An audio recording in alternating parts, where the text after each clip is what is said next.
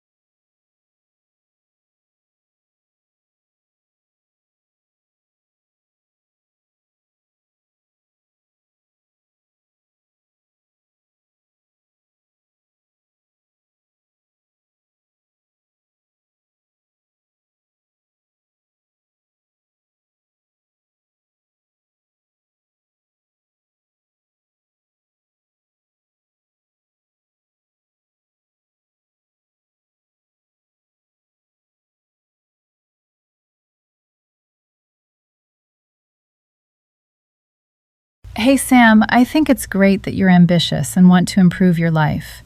But setting goals that are too unrealistic can sometimes create unnecessary stress and disappointment.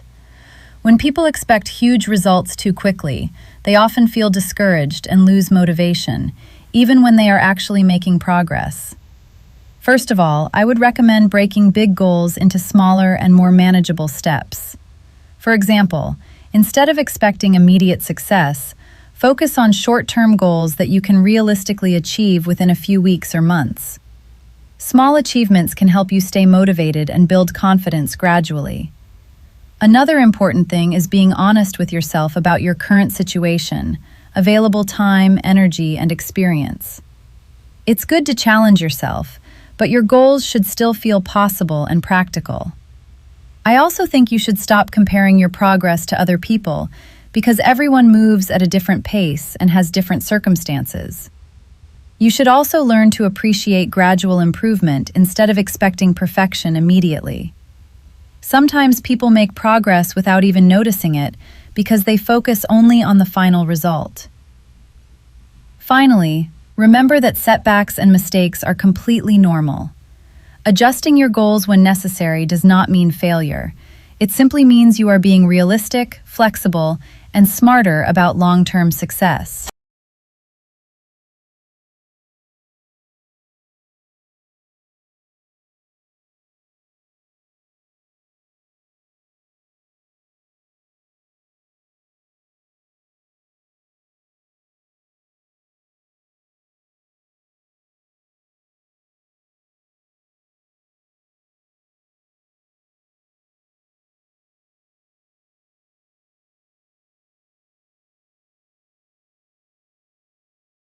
Start speaking now.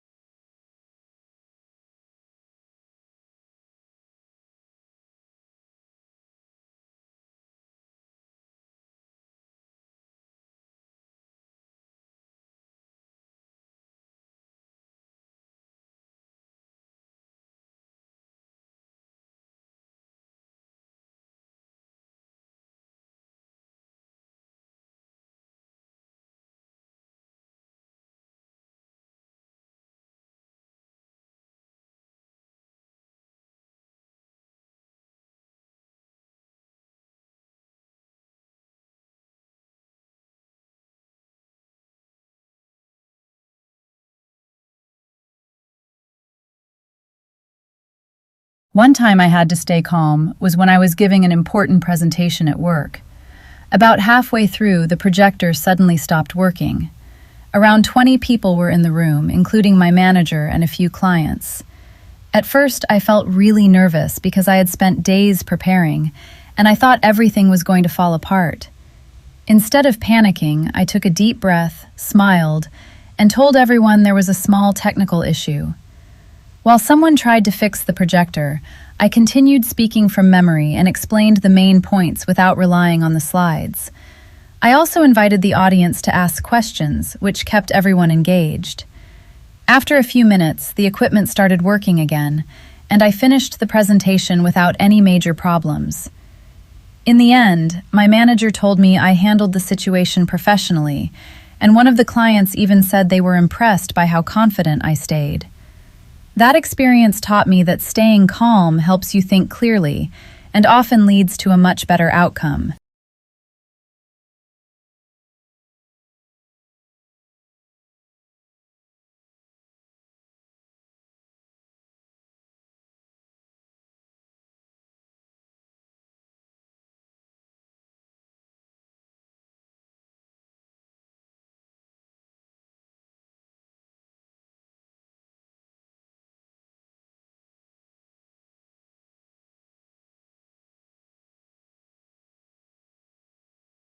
Start speaking now.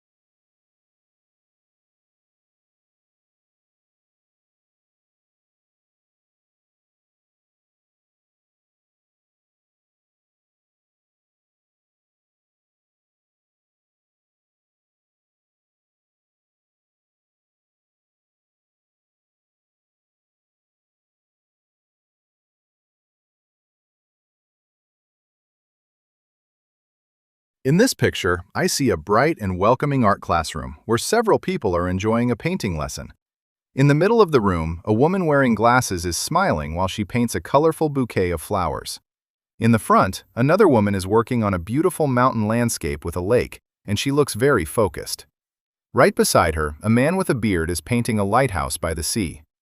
On the left side of the room, another student is creating a city skyline while sitting by a large window.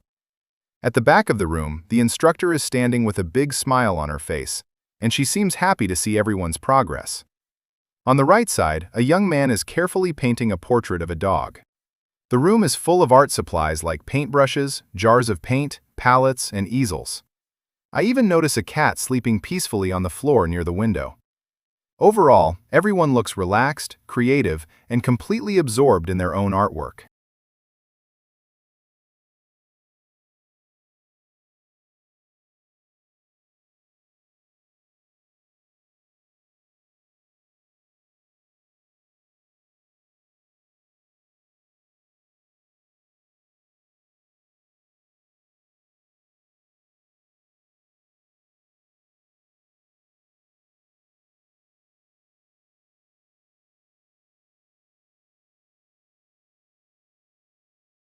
Start speaking now.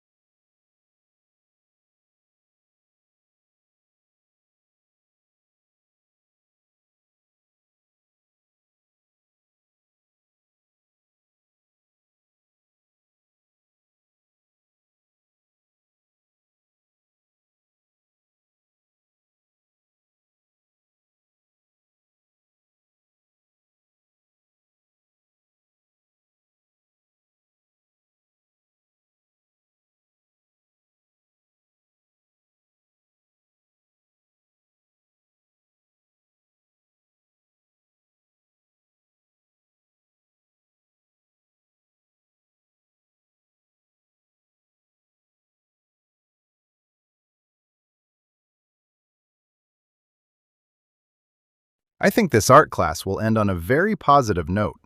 Everyone seems relaxed and focused, so they'll probably finish their paintings within the next little while. The instructor will likely walk around the room, give each student some helpful feedback, and compliment them on their creativity. I also think a few students will ask questions about color choices and painting techniques before adding the final touches to their artwork. After that, they'll most likely place all the finished paintings at the front of the classroom so everyone can admire each other's work.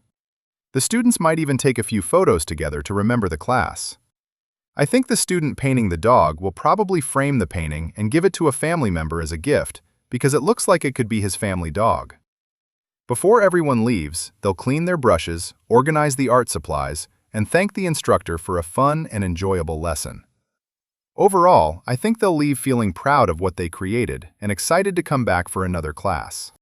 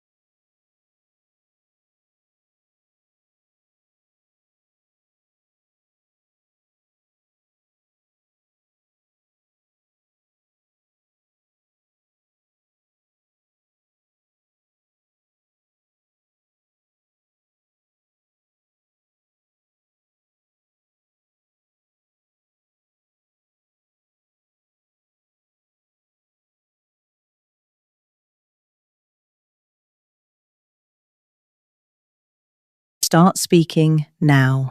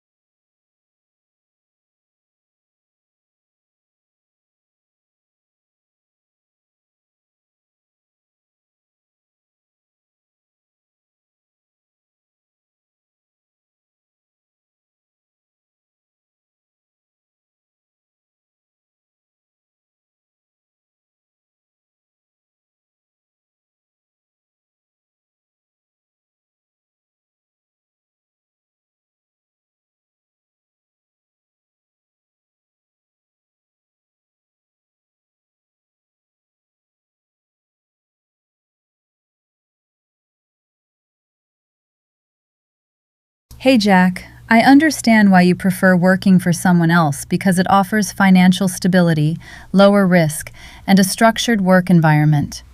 Those are definitely important advantages. However, I believe starting your own business is a better option in the long run.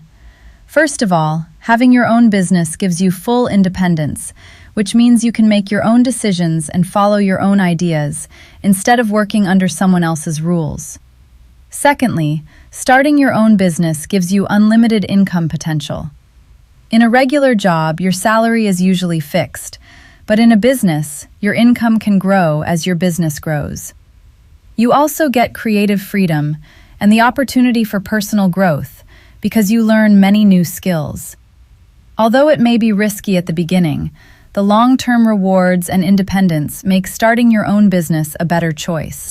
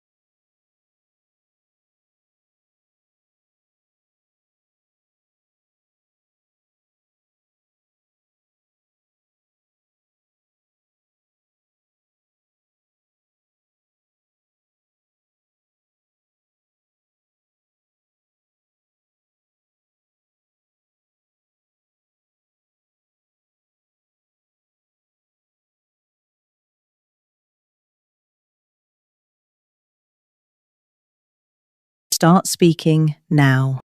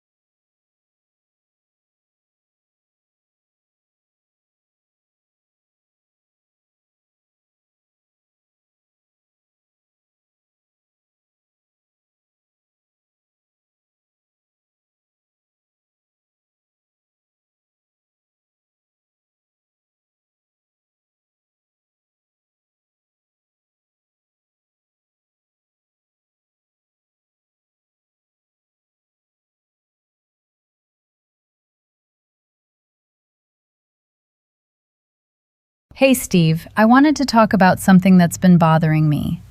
I've noticed that you've been using some of my equipment without asking first. Normally, I don't mind sharing, but a few of my materials have been moved or misplaced, and it's been making it harder for me to get my work done on time. The other day, I spent almost 20 minutes looking for a few important items because they weren't where I had left them. I really value having a good working relationship with you, so I wanted to bring this up directly instead of letting it become a bigger issue. In the future, could you please ask me before using my equipment? That way, I can let you know if I need it or if there's anything you should be careful with. If you borrow something, I'd also appreciate it if you could return it to the same place afterward. I think this small change will help us avoid misunderstandings and make things easier for both of us. Thanks for understanding, and I really appreciate you listening.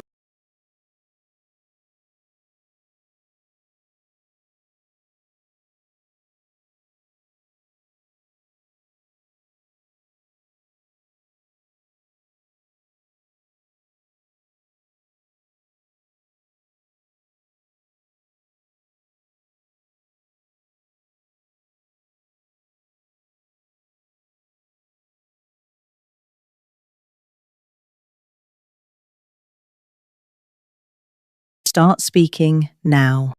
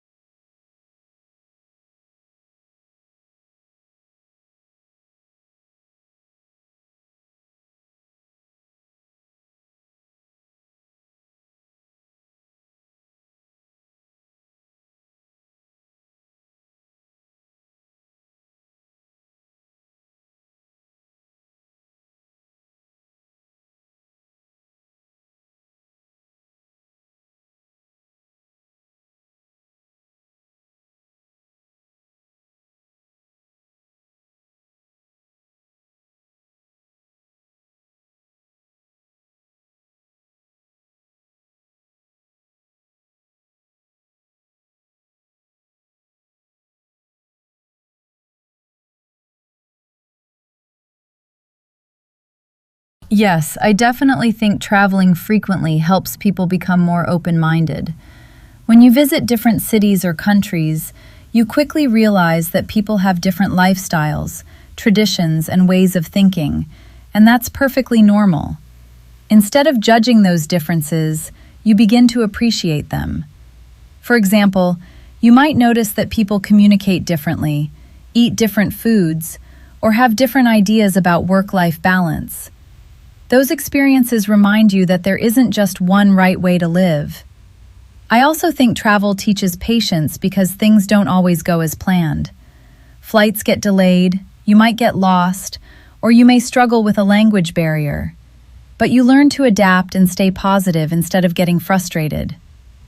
Another reason I support this idea is that travel gives you the chance to meet people you would never meet otherwise.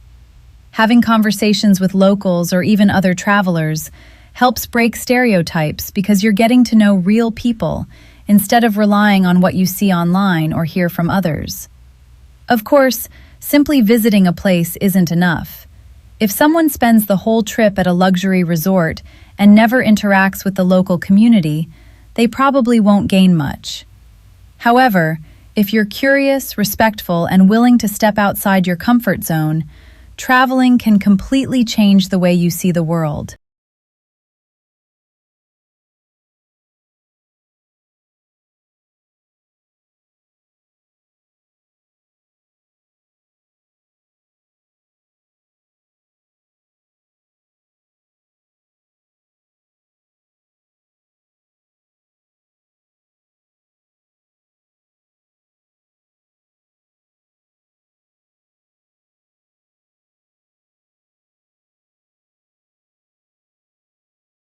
Start speaking now.